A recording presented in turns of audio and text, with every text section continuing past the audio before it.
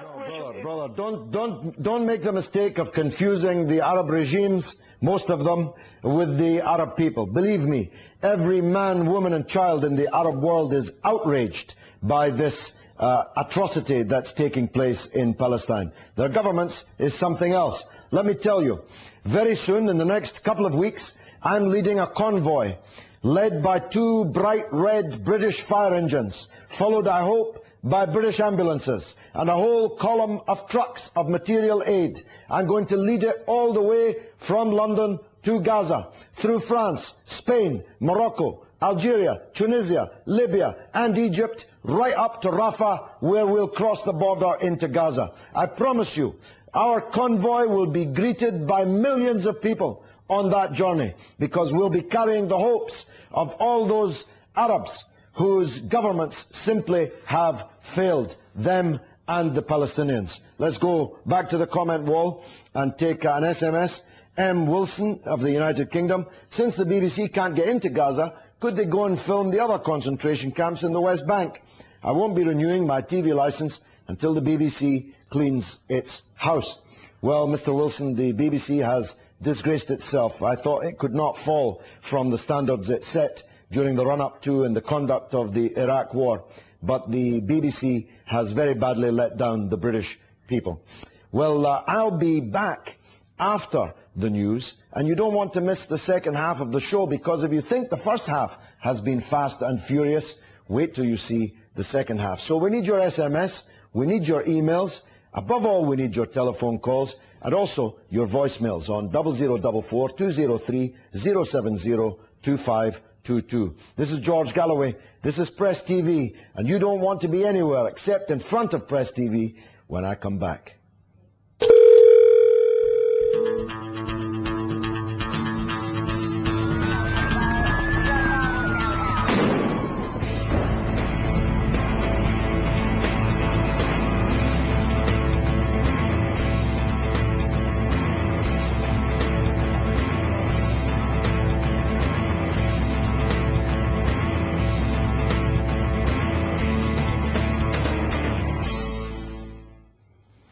Welcome to Comment with me, George Galloway, broadcasting here on Press TV from central London each and every week at this time.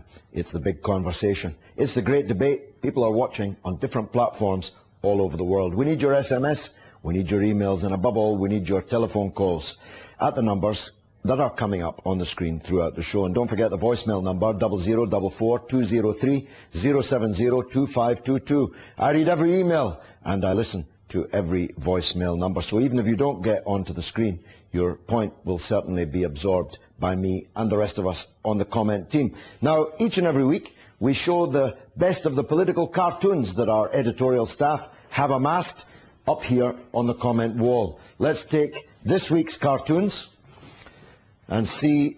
It's Khalil Bendib, a regular contributor. This is Barack Obama, hear no evil, see no evil. Speak no evil, as US-made Apache helicopters, US-made smart bombs from F-16s, US-made missiles, US-made cluster bombs, he might have added white phosphorus, all raining down on Gaza, but Barack Obama, according to Khalil, is covering his eyes, his ears and his mouth. Well, this will be a fair point when he becomes the president. If he remains silent, he'll deserve each and every brickbat that comes his way. It's only a few days left before the village of Crawford in Texas gets its idiot back. This, again from Khalil, international conspiracy of silence, the wall of shame, the Gaza-Egypt border wall, the apartheid wall, condemned by the International Court, but still being built by Israel, the Wailing Wall, of course, on the Temple Mount in divided Jerusalem, and the Palestinian mother and her children weeping, the olive branch in her hand, which is proving to be of no use at all. A wall of shame, or rather, walls of shame. Self-defense, not genocide. That's what the Israeli spokesman here is saying. Behold a ticking demographic bomb, and they have clusters of them throughout the territories. He means the birth rate of the Palestinians. As one of the speakers in Parliament today said, and I think it was Gerald Kaufman that I referred to earlier, the Palestinians will one day outnumber the Israelis in this territory. In order to defend ourselves and keep things in balance, we drop our own cluster bombs on them. In other words, the suggestion is that Israel is seeking to reduce the population of Israel by attrition. I don't believe that that's true. I think they're trying to drive the Palestinians out of Palestine, which has been their policy from the beginning. After all, their entire lie was that they were a people without a land and that Palestine was a land without a people. The unfortunate truth is that Palestine had plenty of people. They were called Palestinians. Their country was wiped off the map.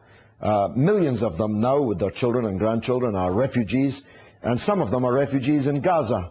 And they're refugees from the south of Palestine, now Israel, and the town of Sderot is built upon their misery and upon their villages. Let's take an email on the comment wall.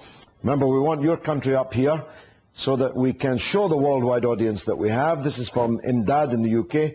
Israelis are flying, Palestinians are dying. Children are crying, blood is flowing as water is drying. Look at the crisis caused by the Zionists. Indeed, it's the latest in a very long line of crimes, which began more than 60 years ago when this Zionist project began.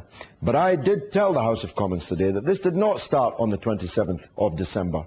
It did not even start in 1967, when the West Bank and Gaza and East Jerusalem were taken by military force illegally. It started in the building where I work, the British Parliament, in 1917, when Lord Balfour, on behalf of one people, promised to a second people the land which belonged to a third people, unique even in the grisly annals of imperialist history. Let's take a telephone call. This one is from where? Yes, caller. Hello. Hello. Yes, where are you? I'm calling from London. You're welcome. Go ahead, please. Go ahead. I'm calling from London. Yes, go ahead. Good evening, George. Good evening to you. I want to thank you very much for the good work. Thank you. Yeah, I want to thank you very much for the good work. Keep it up. God will bless you. You are an asset to us. What I want to say is, Israel is surrounded with Arab governments, and they are not united to fight a common enemy. If it was their mothers, wives and children Israel is killing, they will not be sitting down. Yes, I'm grateful for your call and your kind words, and I got your message. And it is the message that I've been talking about from the beginning of this crisis, and indeed for the last 35 years almost. The Arab governments, almost without exception, from the Atlantic to the Persian Gulf, are either puppet presidents or corrupt kings who rule their countries not for the benefit of their own people, still less for the benefit of the Palestinians under occupation, but for the benefit of others. And the others keep them in power. These dictatorships, and almost all of them are dictatorships, have badly let down their own people and have badly let down the Palestinians. And that is graphically illuminated by this current crisis. But I say to you, don't confuse the people with the governments. The blood of the people is boiling at what we're watching on our television screens. And Al Jazeera, the Arabic station especially, has done a marvelous job in bringing that to the Arab public. Let's take another telephone call. This one is from where? Yes, caller. Hello? Hello? Hello. Yes, go ahead, madam. Yeah, hello. Hi. Yes, you're on the air. Where are you phoning from? I am calling from Glastonbury, Somerset. You're very welcome. But I have Lebanese origin, so I lived the war, and what I'm seeing is actually terrible on the TV. George, I want to start to say that you are amazing. You say the truth without hiding anything. Bless you, and I wish you have many people like you. I think a Palestine problem would, in a power, like in Arabic country, the solution for Palestinian people, we would have approached it. A question I have.